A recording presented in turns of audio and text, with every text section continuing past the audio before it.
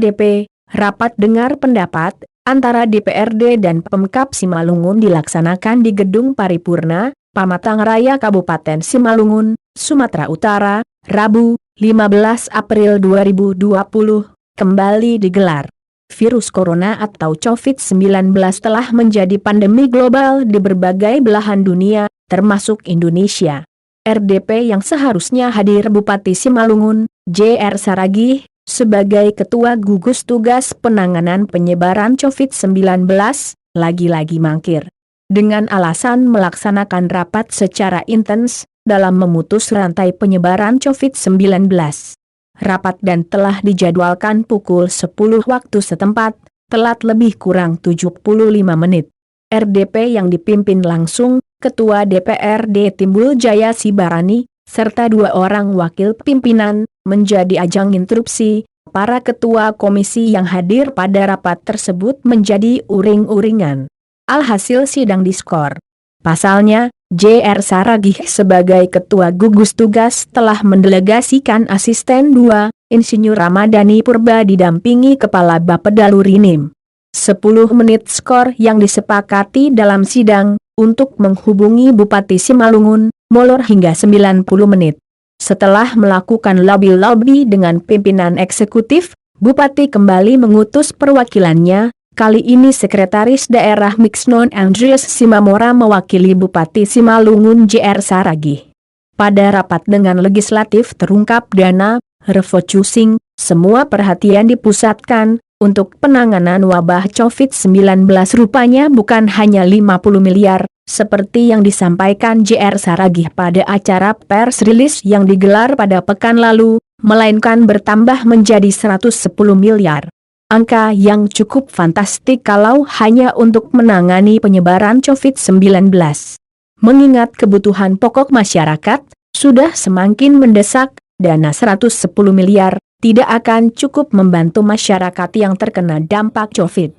Bahwa dana yang cukup fantastik tersebut tidak bakalan mencukupi untuk kebutuhan pokok masyarakat yang terdampak pandemi virus corona. Apalagi, masyarakat Muslim Kabupaten Simalungun akan melaksanakan puasa Ramadan. Ini juga akan menjadi dampak terberat bagi masyarakat. Sementara, usai pelaksanaan RDP, Sekretaris Daerah Mixnon Andreas Simamora, terkait pernyataan Bupati terhadap beberapa daerah yang dinyatakan positif terpapar COVID-19 dan dampak sosial yang terjadi, kepada Mona Lisa mengatakan, baik positif ataupun berikutnya sudah negatif, masyarakat tidak perlu mengucilkan atau merasa itu hal-hal yang aib, tetapi ini lebih kepada antisipasi agar penyebaran virus corona ini tidak meluas. Tindakan pemerintah ini tindakan antisipatif, dan kita berharap masyarakat boleh mengerti. Bukan kita artinya mengucilkan, tidak. Untuk antisipatif, tanda bukti kita menyayangi orang sekitar kita, menyayangi keluarga kita. Lebih bagus kita dulu, siapa tahu ada hal-hal yang perlu diantisipasi. Kalau tidak ada dan sehat, syukur. Ini akan kita kembalikan lagi seperti semula. Sekali lagi, jangan ada merasa kami daerah ini tidak. Kita kan kebetulan saja yang kita harapkan tidak ada bertemu sana. Sementara tempat lain kita belum punya kemampuan untuk merapitnya semua karena keterbatasan bahan. Mungkin kalau di semua juga ada, nanti kita akan lakukan. Itu mungkin. Kalau kita lihat kan yang di Rambut Merah itu Pak Sekda kan, sampai saat ini kan mereka dikucilkan. Nah, gimana? Artinya dampak sosialnya lah. Apa upaya yang akan dilakukan oleh pemerintah Kabupaten Simalungun? Kita selalu mengatakan jangan dikucilkan. Lihat masyarakat Bekasi. Itu malah ada yang sudah positif COVID-19, tetangganya mengasih makanan. Kita berharap masyarakat jangan ada yang mengucilkan. Tidak, tetapi mereka syukur bisa kita buat untuk mandiri isolasi. Karena apa? Supaya siapa tahu ada, tidak menyebar keluar.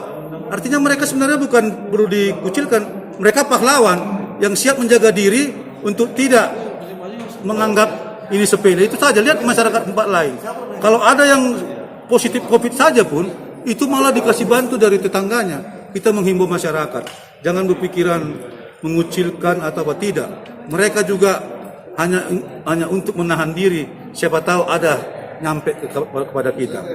Belum tentu juga kita ini semua udah bebas betul kan, itu dia belum semua rapid test. Itu dia harapan kami kepada masyarakat luas, jangan pernah mengucilkan. Artinya penegasan dari Pemkab Simalungun jangan ada yang dikucilkan.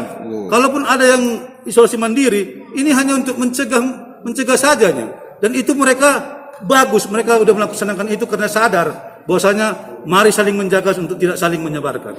Pakai masker pun demikian. Pakai masker ini belum tentu orang bapak yang sakit, entah saya atau kebalikannya. Maka saling menjagalah untuk berpakai masker. Demikian mungkin. Satu Pak Sedang, terkait rencana penyerahan bantuan kepada masyarakat terkait dampak dari ini. Bantuannya seperti apa? Bantuannya bentuk sembako terutama. Apa aja jenisnya? Jenisnya inilah yang sekarang masih lagi dibahas. Standar harganya pun dibahas. Ada 2 kriteria ini.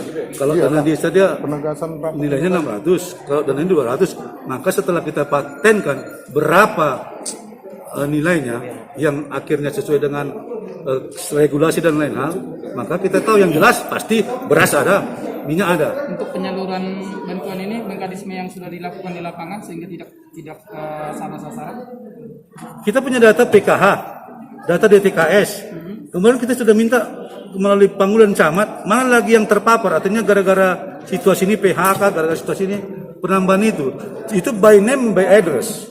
Sehingga jangan yang dapat PKH dapat lagi nanti bantuan. artinya nggak tumpang tindih lah dia Pak Sekda ya. Karena untuk menjaga tidak tumpang tinggi itunya sampai sekarang belum kita distribusikan. Rencananya kapan Pak? Secepatnya. Selesai dalam 1-2 hari ini, ini lagi bekerja tim. Karena memang melihat tadi itu mana yang sudah PKH, mana yang ini, dana desa berapa dapatnya. Tadi DPMN pun sudah merumuskan itu, berapa yang bisa ditanggulangi dana desa. Sisanya itu kita, orang yang mana, mudah-mudahan 2 hari ini dapat tersalur. Satu lagi Pak Seda, untuk tambahan apa yang dibilang tadi, apakah mungkin ada pencabutan yang dinyatakan tadi terisolasi? Ada nggak pencabutan hal itu nanti akan dilakukan oleh PMK? Contoh, bangun Pane. Tanggal 17 ini mereka sudah 14 hari. Ya. Kita akan rapid test ulang. Oh gitu. Kalau nanti sudah tidak ada lagi, kita berharap semoga tidak ada lagi, baru itu kita leluasakan lagi orang. Artinya akan mengembalikan posisi daripada pasti, apa itu pasti. Akan dicabut lah disegerakan ya. Pasti. Pematasan namanya khususnya di Gang Impres. Himbauan pertama tentunya apa yang sudah dihimbaukan oleh pemerintah itu laksanakan, itu yang pertama. Baru yang kedua tentunya mungkin kemarin itu ada berita yang begitu sangat mengejutkan. Tadi sudah sama-sama kita dengar penjelasannya. Artinya masyarakat di situ tidak usah panik. Tidak usah panik, tidak usah takut dengan apa yang sudah disampaikan karena memang itu mungkin kemarin penjelasannya belum apa. Tapi hari ini kita sudah mendengar penjelasan dari. Artinya melakukan aktivitas seperti biasa lah gitu ya. Ya, melakukan aktivitas seperti biasa tetapi tetap berpedoman kepada himbauan masyarakat. Himbauan pemerintah. Artinya ikutilah apa himbauan pemerintah ya. Iya, tetap. Dan jangan karena kemarin itu sehingga kita takut akan corona ini. Iya, artinya takut bersentuhan, takut bercakap gitu itu, mengurangi hubungan sosial gitu. Iya, artinya agar aktivitas yang memang selama ini dilakukan itu dilakukan tetapi harus menjaga hal-hal yang harus dijaga. Tetap siap. Pakai masker, jaga jarak dan jaga kebersihan. Kait dengan realokasi anggaran. Apakah kegiatan ini akan sampai di sini? Akan tindak lanjutin untuk rapat-rapat berikutnya? Kita lanjuti. Nanti kan kita minta data dari eksekutif. Apa-apa yang sudah dirasionalisasi. Ya.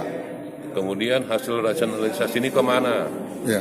Terus programnya seperti apa turunannya? Ya. Itulah dilaporkan. Jadi supaya kita tahu dan juga supaya kita lebih mudah dalam melakukan pengawasan. Bahkan mungkin pendampingan. Artinya budgetingnya kita ketahuin ya step by step iya. Untuk penggunaannya. Iya. Harapan ke depan lah kira-kira untuk gugus tugas ini Ketua. Ya, gugus tugas ini bekerja secara efektif, maksimal dengan anggaran yang sudah diperhitungkan itu ada lebih kurang 110 miliar. Iya. Dan kita harapkan itu tepat guna, tepat sasaran. dalam kaitan penanganan COVID-19 itu. Oke. Artinya tepat guna, tepat sasaran ya? Iya. Sehingga nggak mubazir gitu Ketua ya? Nggak mau budget, tidak ada tumpang tindih, karena makanya tadi juga kita minta supaya dilakukan sinkronisasi program itu mulai dari pemerintah pusat, provinsi, kabupaten, dan dana desa. Iya. Jadi jangan nanti dana desa bikin ini ke si A, Ya, provinsi juga ke si A, Si A. kabupaten semua semua sama dia. sama dia. Oke Ketua, thank you Ketua. Dari Kabupaten Simalungun, Sumatera Utara, Kemas Edi Junaidi, Mona Lisa, mengabarkan.